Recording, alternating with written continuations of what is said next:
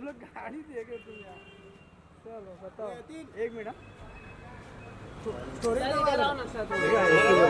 अरे कहाँ से क्या है ऐसा उधर हो फिर से कहाँ से रे हम लोग सब इधर कहाँ से बस बस देख रहे बस मैं बहुत बढ़िया हूँ। आप लोग बताएं कैसे हो आप लोग। चश्मा निकाल दीजिए। वही ना इसी करता हूँ। चलो रितेश भाई सर क्या हुआ है, हेल्थ अपडेट दीजिए। क्या हुआ है राखी जी को? क्या राखी जी के हेल्थ सुधर रही है? क्या हुआ है? देखिए राखी जी की हेल्थ मीन्स ऑपरेशन तो सक्सेसफुल रहा, लेकिन काफ़ी उनके हेल्थ में उतार चढ़ाव है। शुगर और बीपी ये सब नॉर्मल नहीं हो पा रहे हैं, काफ़ी प्रॉब्लम आ रही हैं। काफ़ी वो टेंशन भी लेके रखी हैं, बार बार बहुत सारी चीज़ों के वो परेशानियां, मैं जैसे बताया हूँ कि बहुत सारी परेशानियां उनको एक साथ आ रही थी और उनको कहीं ना कहीं वो दिमाग में बैठा हुआ है, जिससे रिकवर करने में डॉक्टर लगे हुए हैं। हालांकि डॉक्टर ने इनिशियल में उनको फ्यू मंथ्स का bed rest, complete bed rest बोला है। अगर और उनकी हालत में बोला है कि कंटिन्यूअस 15 डेज तक तो उनको ऑब्जर्वेशन में रहना पड़ेगा। क्या जो ऑपरेशन से जो निकाला गया है ट्यूमर, क्या उसकी जांच करने के लिए दिया गया है? क्या किस तरह का जांच में क्या आने वाला डॉक्टर को क्या लग रहा है? क्या ये कैंसर हो सकता है? क्या रेडिएशन देना पड़ेगा आने वाले दिनों में? कुछ बताइए। देखिए अगर उसको भेजा गया है ऑब्जर्वेशन के लिए और उसमें अगर वो पॉजिटिव आता है तो डॉक्टर उसके बाद फर्दर कैसे क्योर करना है, जैसे कीमो की या जो भी है उसका प्रोसीजर वो बताएंगे।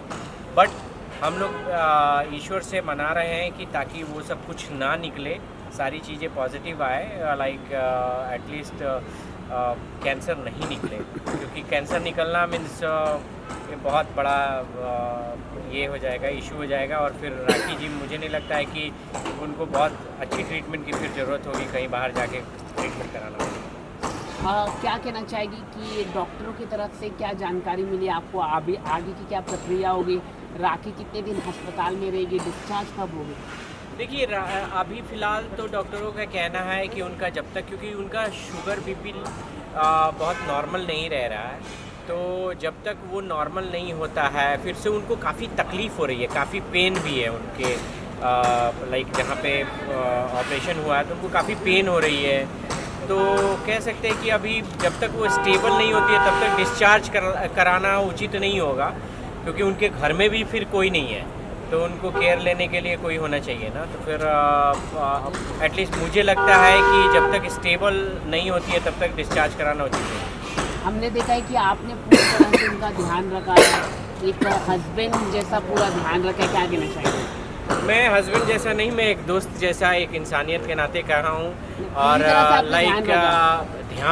ध्यान सबको ही रखता है, जो भी आपका फैमिली मेम्बर होगा सबको ही ध्यान रखता है।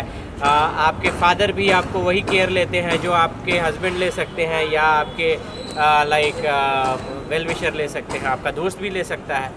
तो कह सकते हैं कि मैं उस राखी का वेल विशर हूँ।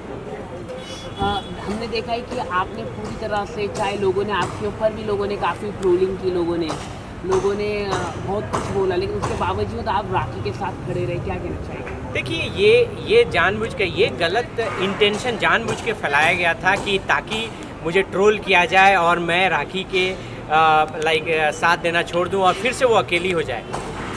राखी के खिलाफ ये षड्यंत्र बहुत दिन से चल रहा है, ठीक है। अभी मैं उससे ज़्यादा जो आज मैं ब्रेकिंग न्यूज़ देना चाह रहा हूँ आप लोगों को, राखी और मेरे ऊपर दोनों पर जान से मारने की साजिश हुई है, ठीक है। कब? अभी इसकी बहुत जल्दी आप लोगों को प्रॉपर न्यूज़ हम लोग देंगे, प्रॉपर डिटेल के साथ, क्योंकि अभी पुलिस उसमें इन्वॉल्व हो रही है और उसके बाद इन्वेस्टिगेट करा के, बहुत बड़ी साजिश हुई थी जिसमें राखी और मेरे जान को खतरा था। बट उन लोगों को मैं बोलूँगा कि भाई पहले मुझ पे कुछ भी करने से पहले सोच लो, क्योंकि मैं गांधी जी वाला नहीं हूँ कि एक गाल पर मारोगे दूसरा गाल बढ़ा दूंगा, वैसा हूँ नहीं।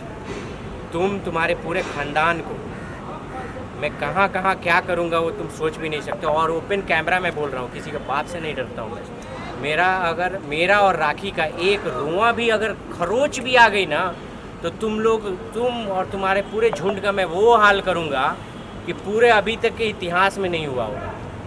ये ओपन चैलेंज है। ये बहुत बड़ा आपने एलिगेशन लगाया है कि आपके ऊपर और राखी के ऊपर हमला करने की कोशिश की गई। कौन करने की, आपके कौन है दुश्मन मुंबई में?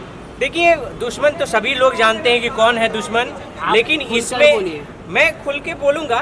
पहले मेरे पास एविडेंस सारे चीज़ें आ जाएं, मैं खुल के बोलूँगा। मैं बोला ही नहीं कि मैं किसी के बाप से नहीं डरता हूँ, तो मैं नाम तक भी रखूँगा, लेकिन मेरे पास एविडेंस, जब तक मेरे पास एविडेंस नहीं आता मैं बिना एविडेंस के कोई बात नहीं करता हूँ।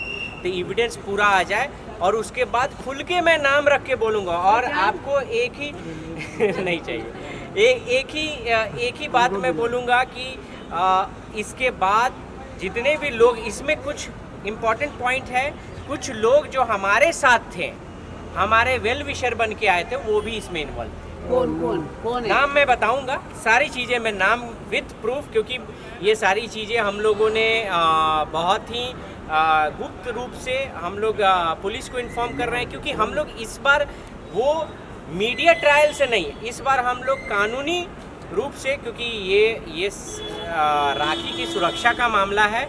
राखी को इस हद तक लोग परेशान कर रहे हैं कि उसको जान से मारने की भी सोच रहे हैं, तो ये गलत है। क्या अस्पताल में उनका जानलेवा हमला हुआ? नहीं, ये सारी चीज़ें मैं अभी इस पर मैं कुछ भी नहीं बोलूँगा। मैं बोला नहीं कि उनको और मुझे दोनों को ये टारगेट किया गया था, एक साजिश रची गई थी जिसका पर्दाफाश हम लोगों ने किया है। और इसमें जो भी लोग हैं, इसके वैलिड एविडेंस हमारे पास है। जो भी लोग इसमें इन्वॉल्व हैं, हम लोग उसको कानून से सख्त सजा दिलवाएंगे।